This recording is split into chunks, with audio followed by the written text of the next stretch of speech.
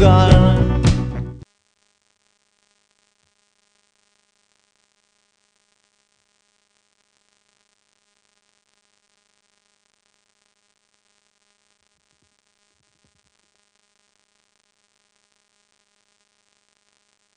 Hola, ¿qué tal? Muy buenas noches.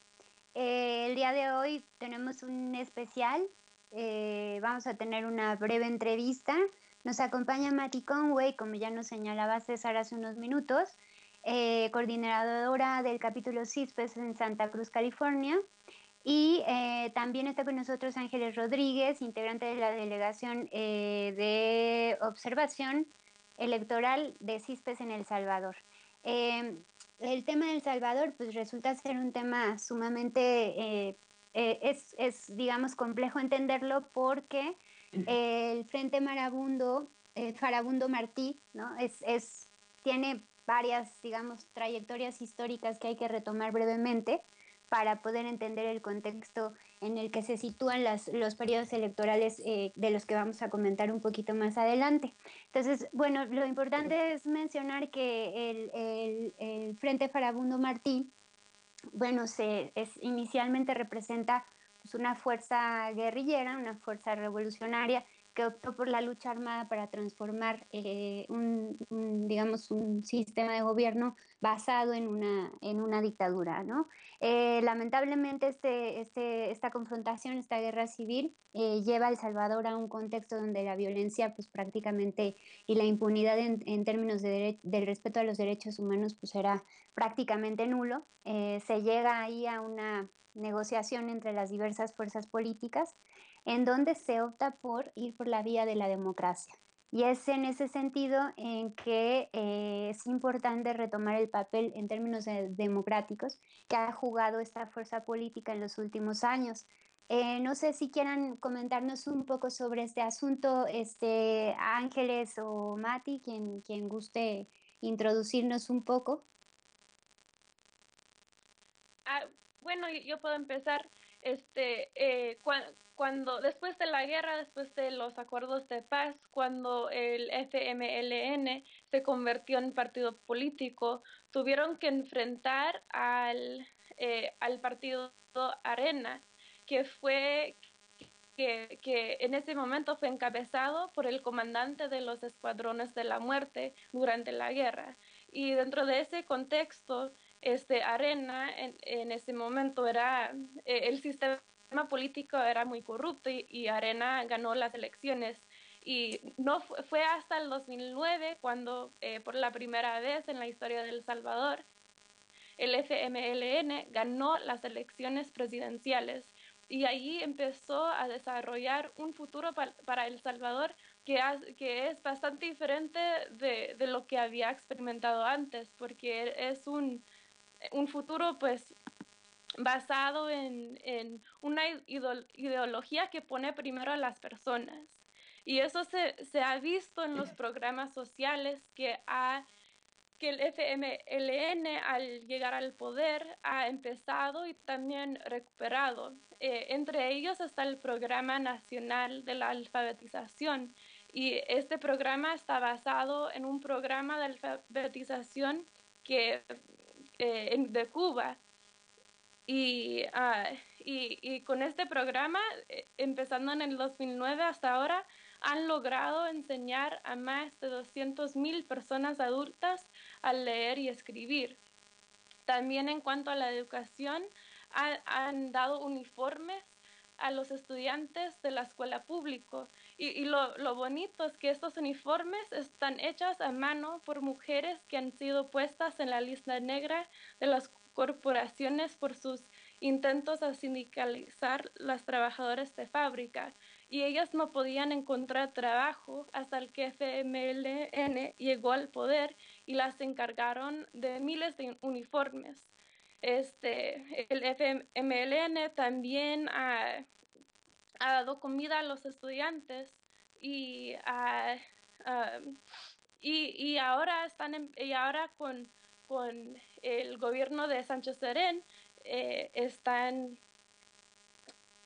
dando uniformes a los estudiantes también de bachillerato. Entonces se ve claramente una distinción entre el gobierno del, del Arena y del FMLN. Después de que ganó el presidente Funes en el 2009, el FMLN ganó otra vez con el Salvador Sánchez Serén, quien todavía es el presidente. Um, y él ha avanzado más a los programas sociales. Muchas gracias, Mati. Ángeles, en torno al periodo previo, porque digamos que cuando se realizan estos acuerdos de paz, está predominando por ahí una fuerza política de derecha que mencionaba ya Mati, que es Arena, ¿no? Y bueno, es interesante hacer esa reflexión entre la diferencia de proyectos políticos. Eh, Le voy a pasar la palabra a César para que pueda plantearte alguna otra interrogante que profundice sobre este periodo previo al que vamos a tratar, que es propiamente la de elección reciente, ¿no? César, adelante. Sí, en efecto, a mí lo que me ponía sobre la mesa como para recordar un poco cómo es que venimos en El Salvador de una guerra civil muy cruenta, que inclusive se acordarán ustedes que México participó en aquellos procesos de paz, Salinas queriéndose pues lavar, ¿no? Varias culpas aquí.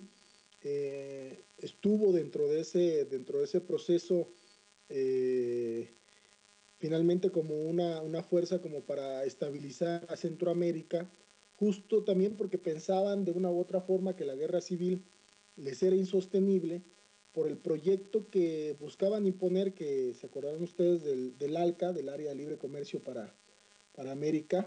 Eh, y bueno, evidentemente en ese sentido, El Salvador necesitaba tener un proceso para el dominio geoestratégico de Estados Unidos. Al mismo tiempo, me parece que las Fuerzas Populares de Liberación de Farabundo Martí habían logrado una resistencia pues que muy valiente, que logró, digamos, detener en muchos de los sentidos aquella masacre que se estaba dando en los pueblos más pobres de El Salvador. Ahora, venimos de ese proceso y ahora se ha convertido en una fuerza política que es el Frente Farabundo Martí para la Liberación Nacional, el FMLN, que sin lugar a dudas con Mauricio Funes le dio un cambio radical a la región, pero también en momentos bastante delicados, ¿no? O sea, nos tocó vivir un proceso en donde una América Latina que estaba con Chávez, digamos, avanzando, pero que al mismo tiempo el Departamento de Estado norteamericano daba un golpe de Estado en Tegucigalpa, en Honduras, desestabilizando Centroamérica, ¿no? Me parece que la región no está exenta de los conflictos geoestratégicos, pero al mismo tiempo, y eso es una de las situaciones a veces, cómo se ha desarrollado esta política del frente para poder darle la legitimidad correspondiente en medio de esta situación pues de peligro constante, ¿no? Quizás en algún otro segmento hablemos un poco acerca de cómo los procesos decadentes como la Mara Salvatrucha generaron ahí otras contradicciones, pero antes de eso me gustaría que habláramos un poco sobre cómo se estabilizó la región o cómo ven ustedes ese proceso dentro del propio Salvador a partir de que el frente se hace fuerza política. Bueno, buenas noches, César. Y sí, efectivamente, como tú lo planteabas, em, poco después de los acuerdos de paz, se implementaron las reformas neoliberales. Vino una etapa para El Salvador que estuvo muy enfocada en la implementación de las reformas neoliberales durante los 4 gobiernos de Arena que precedieron al gobierno del FMLN.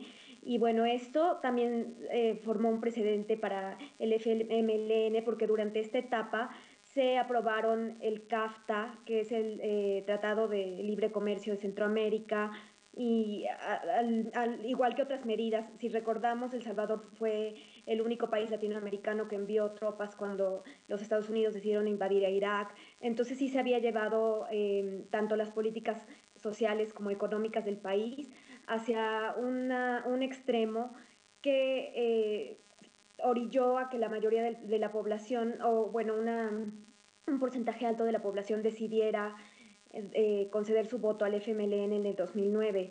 También esto para el Frente ha significado un reto porque muchos de, digamos, los compromisos o resultados asumidos por estos tratados, por estas cooperaciones que los gobiernos de Arena firmaron con Estados Unidos y con otros gobiernos europeos aún perduran y han puesto unos limitantes en las políticas actuales que el Frente ha intentado implementar. Por ejemplo, comento rápidamente, el Frente está muy preocupado en llevar a cabo la soberanía alimentaria, que a diferencia de la seguridad alimentaria, no solo significa que toda la gente tenga el alimento suficiente, pero que también este alimento sea producido dentro del país y la economía de este país sea autosustentable en lo que se refiere a agricultura.